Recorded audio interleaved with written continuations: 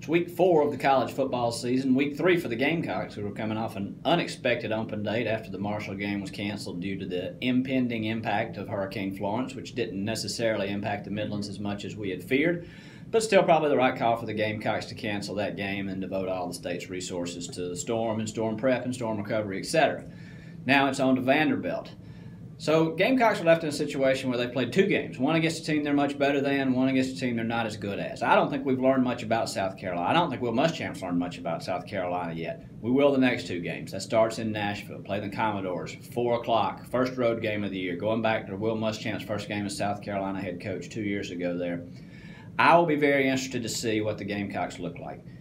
If you're going to make progress and continue progress and hold on to progress in the SEC, in the SEC East, you got to be ahead of Vandy and Kentucky, period. There's no way to move forward behind Vandy and Kentucky, and that's the next 2 games. Starts off with beating Vanderbilt. Commodores are 2.5-point underdog. Ben, what do you think? Looking at it, my biggest question might actually be on the Vanderbilt side, because you're talking about a team that last year looked pretty good through 3 games and then just kind of completely melted down. Through 3 games this year, the Commodores again look pretty good. Gave Notre Dame quite a game.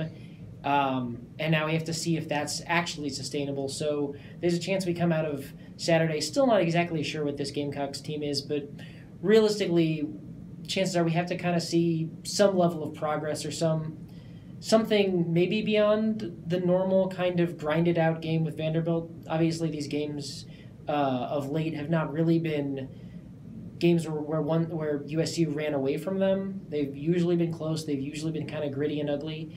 I don't necessarily think we're going to get too far off that path, but I think the Gamecocks will probably cover.